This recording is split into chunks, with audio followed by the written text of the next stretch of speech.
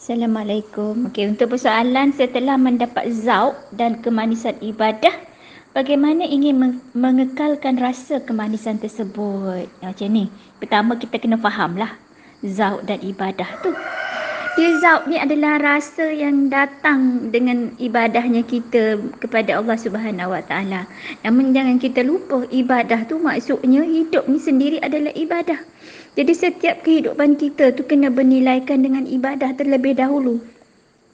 Maksudnya kena lillahi ta'ala kan, berbuat kerana Allah, meninggal kerana Allah. Jadi kat situlah nilai ibadahnya. Jadi setiap inci kehidupan daripada bangun pagi sampai kita tidur balik, sampai masa kita tidur hingga kita bangun balik esoknya adalah kena bernilai ibadah. Jadi semuanya kena bismillahkan, kena lillahkan. Jadi baru bernilai ibadah. Bila bernilai ibadah, dia akan datang zauq. Zauq ni rasa kemanisan, rasa kerinduan, rasa kecintaan kita kepada Allah. Zauq ni adalah rasa yang awal. Rasa yang awal datang setelah kita jatuh cinta dengan Allah. Sama ada kita ni salik ke, kita majzub ke, kita ada rasa cinta tu Allah bagi dekat kita. Sebenarnya rasa tu memang ada dah fitrah dalam diri kita sejak azali lagi. Tapi disebabkan kita ni terpengaruh dengan dunia, maka kita lupa dengan rasa tu, kita lalai dengan hadiah, kita lupa kepada sang pemberi hadiah. Jadi kat situlah kita terlupanya. Kan manusia ni bersifat dengan sifat lupa, dan seburuk-buruk lupa adalah lupa pada Allah Subhanahu Wa Taala. Jadi di masa kita lupa dengan Allah Ta'ala tu, itulah keadaan seburuk-buruk kita lah tu. Wa na'udzubillah min zalik, muka lepas ni kita tak macam tu lagi. Jadi zauq tu datang apabila kesedaran kita ni berkehendakkan Allah tu mula membunga macam tu. Dia macam ibarat kita jatuh cinta lah. Kita pandang seorang perempuan, kita jatuh cinta dengan dia. Kita baca penulis tu, kita jatuh cinta dengan penulis wa imma. Kita tak kenal lagi pun penulis tu. Macam tu. Dengan penulis kita pernah baca buku kan, macam SB pernah baca buku Ustaz Parul. Di awal kesedaran SB dulu cinta kerana Allah. Bila SB rasa baca buku dia tu kan, SB rasa ya Allah, seronoknya baca, macam kenal je orang tu. Padahal tak kenal pun. Jadi ada rasa sayang disebabkan kita baca tu. Jadi sama juga kita dengan Allah. Bila adanya kesedaran tu, bila kita mula rasa jatuh cinta dengan Allah tu, dia akan hadir zauq.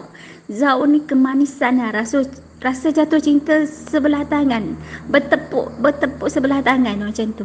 Macam mana bertepuk sebelah tangan? Maksudnya cinta sehala lah kan. Macam tu. Jangan kita duduk dalam kejauhan baru. Itu belum lagi rasa kemanisan yang sebenarnya. Zauq ni rasa awal baru. Rasa awal kemanisan dalam ibadah kita. Masa kita bersuluk, masa kita berkhalwat malam-malam, siang malam. Jadi, kita kena hadirkan Allah. Macam mana nak hadirkan Allah? Tiap masa ni kena bercakap dengan Allah.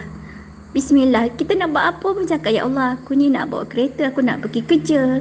Selamatkanlah aku ya Allah. Kan untuk bawa kereta, ya Allah, cantiknya pemandangan ni. Ya Allah, maha kuasa engkau ya Allah. Dalam hati ni kena bercakap sentiasa dengan Allah. Bercakap dalam hati lah, jangan bercakap seorang-seorang, nanti orang kata kita gila. Kan macam tu. Jadi cuba amal. Tuan Guru SB selalu pesan SB, dia kata, Salihah, awak cuba bercakap dengan Allah setiap masa. Kalau betul nak Allah, kena bercakap dengan Allah. Nak buat apa? Mengadu semua dengan Allah. Merengek semua dengan dia. Jangan sekali dengan makhluk. Allah, Tuan Guru pesan lah. Jadi SB amalkanlah yang tu lah dalam 3 tahun pertama tu. Di samping tu kita kena perelokkan ibadah kita, dan kita kena berdoa lah. Allahumma inni ala zikrika wa syukrika wa husni ibadatik tu baginda sendiri pun beramal dengan doa tu. Minta Allah Ta'ala bantu kita memperelokkan ibadah kita kan. Kita bersyukur padanya, ya Allah ya Tuhanku, bantulah aku bersyukur padamu, memperelokkan ibadahku tu. Tu SB pun lupa dah. Jadi maksudnya di awal amalan tu, di awal amalan kita untuk semasa kita zauq, di awal penyucian kita dulu tu, jadi kita kena keep istiqomah dengan amalan kita, puasanya, solat malamnya, solat siangnya, kan, solat sunat, baca Quran. Jadi kita kena Teruskanlah apa yang kita buat tu. Buat je istiqamah. Yang utama kena jaga sangka baik. Jaga sangka baik kita kehadrat Allah Subhanahu Wa Taala. Jangan sekali-kali bersangka buruk. Lepas tu bergaullah dengan orang-orang yang baik-baik. Bacalah yang benda baik-baik, motivasi diri kan. Jadi hindari juga dengan benda-benda yang tak elok. Contoh orang mengumpat ke, orang pergi tempat tak elok. So jangan kita campur. Elakkan diri. Kalau terpaksa, just sekejap and then belah macam tu. Jadi kita kena istiqamah sebab kita dalam keadaan kita awal lagi. Sebenarnya orang zauk ni adalah peringkat awal, peringkat penyucian daripada kita ni. Sebenarnya zauk inilah peringkat yang kita sedang dilatih oleh Allah untuk meningkatkan sabar kita, meningkatkan syukur kita, meningkatkan zuhud kita. Dah settle 3 tu, ini semua masih lagi awal perjalanan sebenarnya. Fasa pertama baru. Jadi apabila kita istiqamah tu memang Allah, bila kita dah merengek-rengek dengan Allah, sampai masa Allah akan datangkan kita ujian. Ujian pasrah. Ujian pasrah itulah yang menyebabkan kita merasa diri kita hina-dina di antara segala, macam SB share kat atas tu kan. Jadi bila kita sampai kepada situ, memang kita rasa aku nak buang semua dah dunia, aku tak nak minta apa-apa dah ya Allah. Aku nak minta Engkau je ya Allah. Macam tu.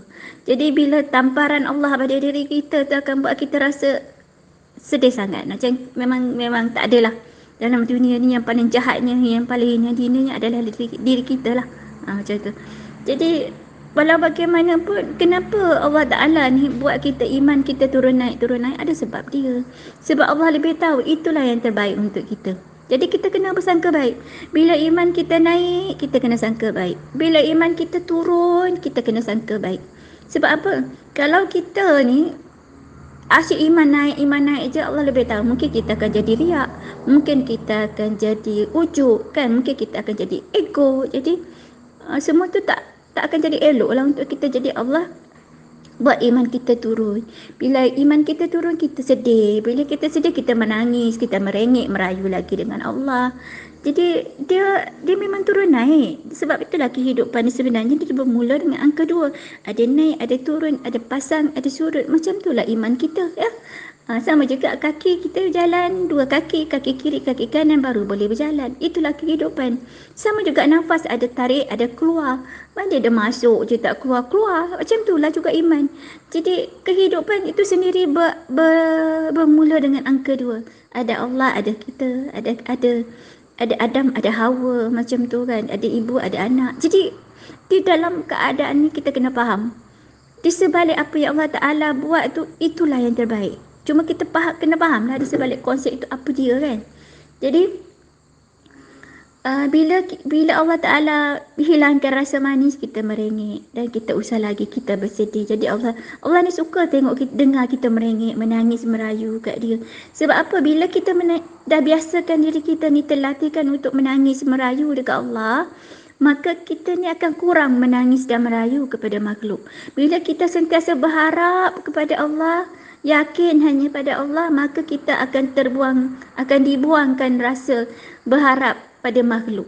Jadi sebenarnya satu keindahan bila kita boleh berharap kepada Allah satu-satunya sandaran kita, kita tak berharap kepada makhluk, maka kat situlah keindahannya. Kat situlah keindahan hidup. Cuba kita teliti kehidupan kita sebelum ni. Kita berharapkan kepada makhluk, mengharapkan makhluk sokong kita, puji kita, backup kita dalam apa saja yang kita buat kan. Lama-lama bila makhluk manusia ni tak mau dah setia dengan kita kan. Jadi kita rasa down, kita mula rasa orang tu jahat, orang tu macam ni. Tapi hakikat sebenarnya kita tak faham. Sebenarnya Allah sedang mengajar kita, kau kena berharap pada aku. Kenapa kau memandang makhluk, tidak memandang aku? Kan? Kenapa kau mengharap kepada makhluk, tak mengharap kepada aku?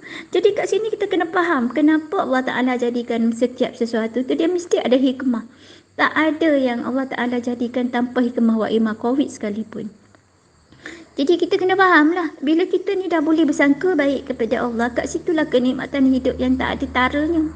Kita akan semakin zauk, dan zauk tu akan menyebabkan kita bila kita faham konsep di sebalik zauq, bila kita faham konsep di sebalik perjalanan hidup kita dan dalam sangka baik yang sungguh, dalam hakul yakin kita, bila dah putus jazam apa yang itikad kita pegang ni, maka bila dah jazam kita akan berasa bertambah cinta pada Allah. Bila kita masuk kepada makam reda, kita dah reda kan, lepas pasrah tu kita akan jumpa reda. Reda tu lah jannatul ajilah, syurga dunia. Syurga dunia yang berupa ketenangan hati. Bila hati kita dah tenang, kita akan mendaki kepada fana. Bila kita memasuki fana, sebenarnya kita dah memasuki alam lahut. Alam Allah. Bukan alam lahut, alam jabarut. Kita dah masuk kepada alam jabarut. Kat situ kalau Allah Ta'ala dah buka hijab, kita memang Allah Ta'ala buka hijab lah. Biasa kita nampak penzahiran malaikatnya macam mana. Macam-macam lah kita jumpa kan. Tapi kat situ pun ujian, jangan kita jadikan sandaran, jangan kita jadikan tujuan. Jadi bila kita masuk fana itulah sebenarnya ibarat orang dah bercinta, berbalas cinta. Kita akan rasa kecintaan Allah. Masa itulah kita rasa Allah tu mencintai kita macam mana. Ilhamnya tiba-tiba datang. Kita tengok sesuatu, ilham terus datang mencurah-curah. Macam SB dulu tak pandai pun tulis puisi. SB orang sains, bukan orang sastra. Tapi bila SB masuk fana, dia idea tu, ilham tu, ya Allah, datangnya hati makin lembut, makin sayu. Orang tengok kita pun orang suka dengan kita, orang bersuka berkawan dengan kita. Kita tak minta pun orang nak berkawan dengan kita, tapi orang kejar kita. Jadi walau bagaimanapun itu juga ujian. Jadi bila orang kejar kita tu, kita kena faham ini juga ujian aku. Jadi kita jangan terpesona dengan panggilan kiri kanan. Kan masa Isra Mi'raj kan, baginda Rasulullah pun tak menyahut panggilan kiri kanan kan. Jadi kita inilah masuk pada dalam diri kita. Dalam diri kita pun jangan kita menyahut panggilan kiri kanan. Itu semua adalah dugaan. Itu semua adalah ujian kan. Jadi kita tetaplah berfokus kepada perjalanan kita. Jadi sebenarnya fana itu jauh lebih indah daripada zauq. Tapi di kemanisan yang berbeza-beza lah. Zauq tu ada manisnya tersendiri. Jadi kadang kita jadi macam kejang dengan Quran. Baca Quran kita pun dah zauq kan. Dan menangis-nangis. Indah lah, memang indah. Kemudian keindahan semasa fana tu dia lain. Ibarat orang jatuh cinta. Jatuh cinta tu dah indah. Orang bercinta lagi indah. Akhirnya dia kahwin. Kahwin tu masuk awal bakor lah. Seolah-olah macam itulah perbandingan mudahnya. Okeylah, sampai situ dulu untuk persoalan ni. Mengekalkan rasa kemanisan. Okey, untuk kekalkan rasa kemanisan tu macam itulah. Maksudnya jaga sangka baik, keep istiqamah, dan actually kita kena faham. Yang SB sebut tadi, kecuali Allah pilih kita sebagai halas. Macam halas, kita kena faham lah.